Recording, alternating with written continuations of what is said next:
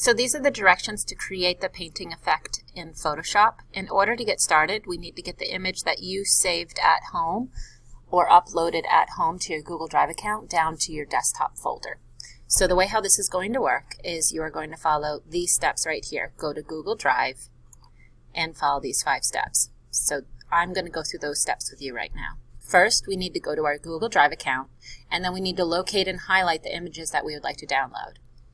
The easiest way to do this is you should have already created a folder in your Google Drive account to upload your photographs to. If they're just photographs kind of floating in Google Drive, it might take you a little bit longer to find them.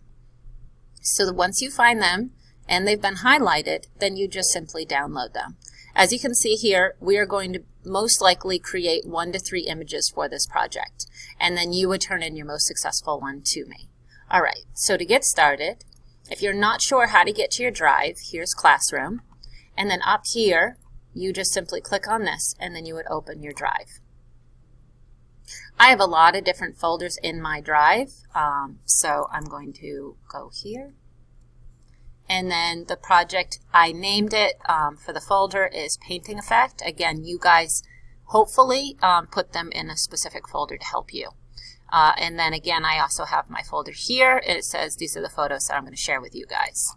So when I click on this, these are the images that I have in my drive. So let's say I want to do the fish pond. I'm going to right click on it, and then where it says download, I'm going to download.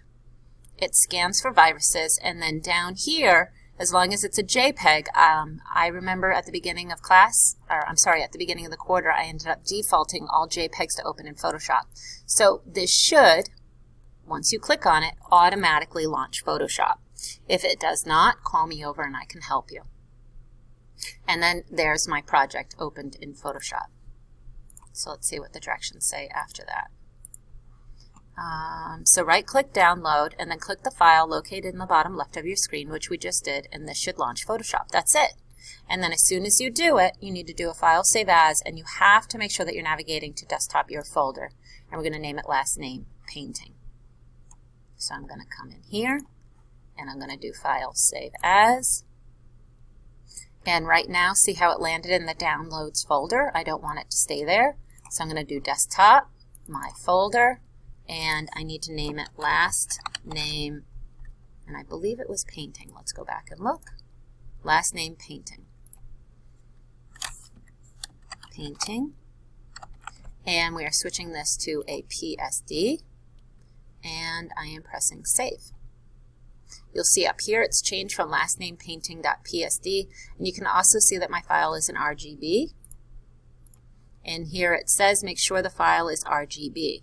So if it is not, then we need to go to image mode and switch it. So image mode, it's checked, so I'm all set. If it was something else, then I would check that. And then it says in the layers menu, double click on the layer to unlock it and name this layer photo. So I'm double clicking. Oops. So if you double click that way, it doesn't allow you to rename, so I'm actually going to undo that. You want to double click on the word, and then we're naming this photo. So there you can see that I've renamed my layer and I've unlocked it. Name this layer photo, go to the layers opacity in the layers window and change it to 70. So I can scroll down to 70, or I can just type 70 and press enter. The checkerboard that you're seeing here is allowing us to know that this is slightly transparent. That's fine. You should see the checkerboard. Then it says getting the paint layer ready. Go to Layer, New Layer, and name it Painting Effect. Layer, New Layer, Painting Effect. Now I have the painting effect on top and the photo below. Press B on the keyboard to select the brush, and please make sure that you're getting the mixer brush, and I have it highlighted here. This is a new brush that we're going to work with for this project. So B for mixing brush, and I have it selected. Okay. And then you'll see in a minute that this is what's going to allow us to actually paint our project. This short video goes through really great steps on how to actually do that, so I'm not going to remake that video, so go ahead and watch that. And then these are tips for allowing your artwork to be successful. So make sure that you're breaking your artwork down to small manageable sections. Look for and work on areas that are made up of simple shapes. Make sure your line matches the edge of your shape. For instance, if it is a round shape, then you must paint a curved line. This will allow your artwork to look three-dimensional. If you use straight lines inside a round shape, your artwork will look flat, as you can see here.